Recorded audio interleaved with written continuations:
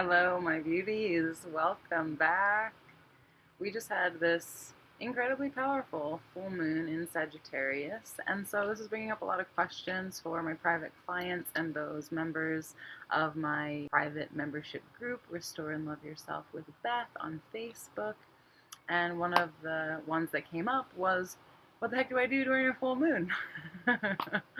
What do I do if my moon is in the sign of the moon that is full or new? So, great question. Here are those answers. So, full moons are a time when the moon is at its brightest, right? It is shining light on not only the areas of your life that are affected by the aspects or the themes of the sign that it is in, but are also shining a light on things that you need to let go of. We are being empowered during full moons to release and let go, in contrast to new moons where we're being asked and supported to call in to that dark space, that which we want to manifest in our lives. Full moons are significant times of culmination, release, endings, realizations, and heightened celestial energy. New moons are more practical for planning and setting intentions, but full moons allow for more interstellar preparation for energy work and manifestation. It's a very prominent, showy time. Think about being in full light, so you may feel very much in the spotlight. And there's an intensity of a full moon that brings us, or may bring us, more emotional reactivity, as well as perhaps a little bit of overwhelm due to all the topics in our life and our health that are being shed light on right now. So it may feel like a lot to handle, right? There's no mistake why coyotes howl at the moon. So this is a time to be receptive, to take the light and awareness that Spirit is sending to you and work with it in your emotional as well as your physical body. Now, we all know that on a holistic level, everything within us is interconnected. So just a little reminder, even when feeling very energetic and wanting to release and let go of these things, that you remember that you are also a human in a physical body, and that if you need to take time and care for yourself more acutely and be more gentle, that you should always listen to what your intuition is speaking to you.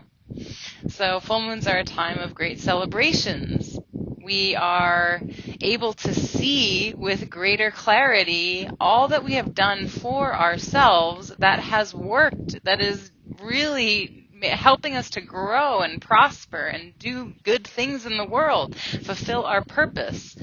So there may be some things left over, right? We're like full of gratitude, full of experience, full of inner knowing, and there may still be some things still left over, remnants of our former self that we have shed before. So rituals at this time are beneficial to focus on burning. So I have a burn ritual that is in my private Facebook group, Restore and Love Yourself with Beth, so that you can burn everything that you're like, okay, that's it, right? This is the final straw in this thing. I just have a little bit left of this, and I need to let it go so that I can create this space in my life for the newness that's going to come during the full moon. So as everything, this is not a rush, right? We have time. The fullness of the moon lasting for 2 to 3 days reminds us that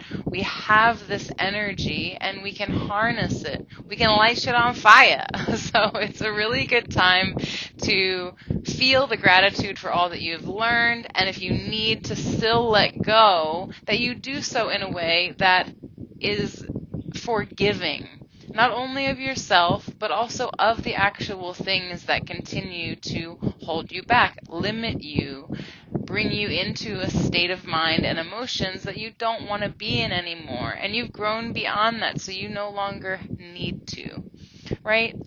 So we can burn things. We can write down things that we still need to let go of that are holding us back. We can burn them. And while fire is, dangerous and represents passion, it's also can be very cathartic and a very soothing process, because after things burn, you witness the ash slowly kind of melting away and becoming lighter. So hopefully that is the feeling that this leaves you with by doing these rituals, and that helps you to remember to be forgiving and loving. You can also take the ash and spread it around, or use it to plant a new seed.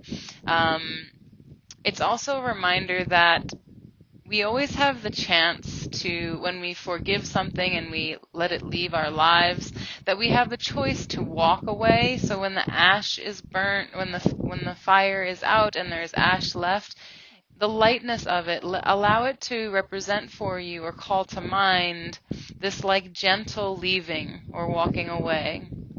All things in life die, and some things need to die for others to be reborn or be born anew. And let the fire itself also remind you that we don't always have to just walk away slowly. We might add a little bit of flair to it. We can also dance away from things that no longer serve us, right? We can stomp them out in an actual dance. We can sing them out and scream and cry and use the tears to moisten that old ash, and to maybe douse the flames a little bit if they are coming up in terms of anger or resentment, right? So it's a really great time to get physical and get out or process things through your body what you wish to get out of your head, right? So think of this as a time of cosmic release. In terms of yoga to do during full moon, working with the lower chakras, Muladhara, your root, Swadhisthana, your sacral chakra, and Manipura, your solar plexus, your center of self-esteem and passion and drive and fire, right? During full moons, we are working with the pranavayu of Apan, down and out. This is release. Get it out. So some great postures to do during this time are really powerful sun salutations, actually. And if you're feeling burnt out and exhausted and the moon is giving you too much energy that you cannot handle at the moment, consider moon salutations. Some breath work to do, breath of fire or Kapalabhati, where you're engaging Mula Bandha with your perineum muscle over and over and over and over again. The energy of down and out is the exhale, so we're focusing on our getting it out, right? Exhale, exhale, exhale, exhale. Other asanas to do are squats, malasana, splits, the monkey god, Hanuman, splits, Hanumanasana, and any form of splits, right? Not just on the ground, but you can do splits in dancer pose, you can do seated splits, you can do inverted splits during restorative practice, forward folds, and also twists. Twists help us to get those last drops of what needs to be channeled or digested through our system out of our system. We may feel like we have a lot more energy, again referencing those wolves howling at the moon. So if you feel like you have a lot of energy to just get out, then doing some standing balances and arm balances can be really beneficial for you at this time. These are great things to do to call in more of that full moon's power. And if you feel like you do not need any more of the power, you actually need a little bit of a break from that glaring light. It's shining too much and it's bringing up too much for you. Then all of these postures can be done in restorative, and I have designed Astrology of the Moon restorative yoga classes specifically for this purpose, because often we can feel like our emotions are too much for us. Not someone else saying your emotions are too much, but you, the amount that you're feeling is too much for you right now. So these classes are here so that you have a safe space to come, feel held, supported, and safe. By yourself, really. This is not a space to rely on or become dependent on. This is to create safety and security for yourself, knowing when I get into these specific postures, when I take time just to restore in general, that helps me, that benefits me to process all of this energy that's coming in. Yeah? Now a little bit on new moons. New moons are a significant time of new beginnings, right? It's a new moon. It's completely dark, and then after the moon begins to wax, we start to see that little light come out in that gentle crescent. So reflecting on what has come to pass, what we have released, what we are still working towards releasing, exploring the unseen, right? Digging around in the darkness. What lies in those shadow sides of us? Because the moon is in this shadow phase. Also, because the moon is not visible, it invites us to see what is not visible to us, what has been hiding out of our general broader view, or what have we been hiding from ourselves and not bringing to light. So this is the beginning, right? So we are going to just reflect and observe these things so that we can begin slowly to bring them out again as the moon's light waxes into full. So there is no need to rush here. This is a time of deep rest, of being present with yourself, inner listening, taking time, pausing, slowing down, and just recognizing how far you've come. So this is also a beautiful time. This is why I have created these restorative classes around the full and new moons, because in the new moon, it's beautiful to be able to sit holding a posture, not moving your body for 5 minutes or longer at a time, and being asked these questions so we don't have to do so much. We can just sit and allow, lay down, and have the answers come to us. So this is a great time for honoring rituals as opposed to the full moon's burning and releasing rituals. This is a great time to write, but perhaps not sing, a self-love anthem. This is a great time to draw, to paint, to feed yourself nourishing foods, to journal all of your accomplishments and that which you're grateful for, and see how much you've really grown, right? It's a really beneficial time to also set intentions. So we hear about setting intentions and manifesting. The full moon is a great time to release that stuff that's ultimately holding you back from manifesting that new reality. And the new moon is the time to put them in place. This is time to set them, to start visualizing them and envisioning what you want to bring to fruition during the 2 weeks following the full moon. Until the full moon, because there's potency in initiation during this phase. So new things have more power. Think of this, the new moon phase, as the cosmic reset. Slate is clear. What am I putting into that space? Whereas the full moon was creating that space, releasing it.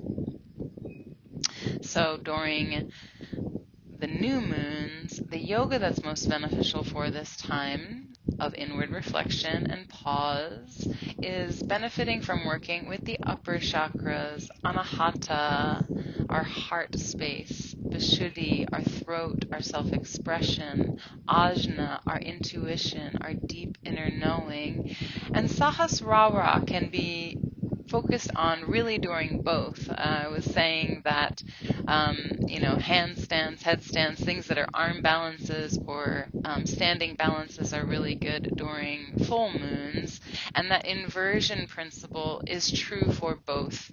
So more gentle practices of an inversion, like rabbit pose, where you're just hanging your head down towards your knees, as opposed to a stronger headstand or handstand practice during a full moon. This is the Pranavayu. Where'd my notes? Of Pran, actually. Up, and vitality, the inhale. So we're working with bringing energy up this way as opposed to the down and out energy of a full moon. So things like heart opening practices, anything that is a back bend, a fish pose, or lying on your back. Shoulder stand is also a much gentler inversion. Working with ajna, child's pose, lying on your knees and just letting your forehead rest. Anything that is allowing yourself to rest, come down, bring your head below your heart to generate that direction of energy coming up into the ethereal realms, into your inner wisdom, into your higher self, to really allow yourself to consider what has been working for me, what has been the best that's supporting me, and how can I create more of that in my life.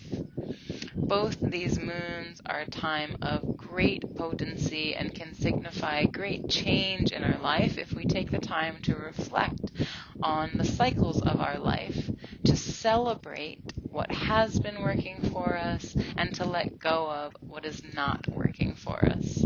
I hope this helps, and I support you in all of your choices. No matter what you are feeling during either of these moons, know that it is valid, it is true for you, and to honor that which you are feeling.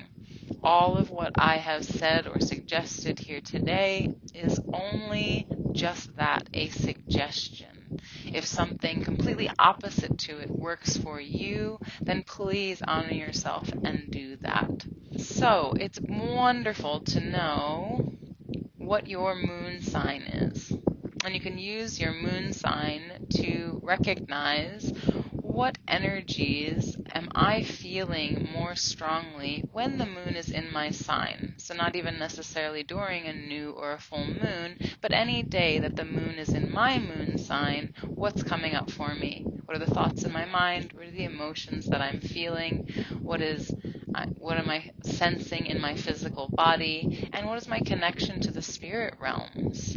So it's beautiful to recognize as you go through each month what has come up for me and around what themes. It's always good to look at the house that the moon, the new or full moon is in, and then refer back to your own birth chart and see which house and what planets you have in that house that can tell you the themes that this energy is being focused on. Also, whatever sign the new moon or the full moon is in brings up the themes around that sign in terms of our emotionality, right? The moon represents our emotional space, and so the sign attributes speak to how we feel around this time.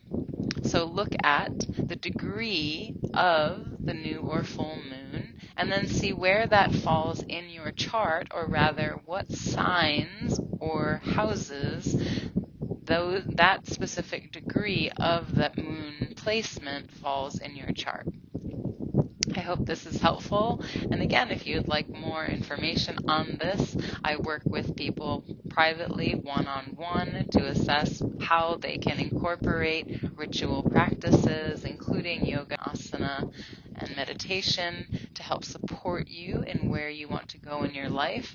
And also with holistic coaching, we utilize our feelings, because the only way that feelings process through us is that we feel them, that we take time to feel them. There is no secret to it. There's no magic rule for this is the way we process. We do it by feeling. And so might you support yourself in taking the time to really feel the emotions that are coming through for you so that they can process through your physical body? I also have a group going right now, Becoming the Guru, where we are not only learning all about our moon sign and specific astrological placements or points in all of our birth charts, like Lilith, Chiron, the wounded healer, and all of our north nodes and moons, but we're also assessing all of the transits of the moon by actually practicing these restorative classes, which are available 24/7, unlimited use in my membership group for all of my private clients and members of my programs for the duration of the programs. So if you'd like to learn more about how and get access to these tools to work with your own energy, consider booking a discovery call with me so I can show you everything in the group and walk you through a demo session where I can show you what all of my clients get access to and which parts of the group you might be really excited about. Thank you so much for being here. I love you. Can't wait to share more about how these moons affect us with you. And happy every moon. Love you so much. Happy full moon in Sagittarius.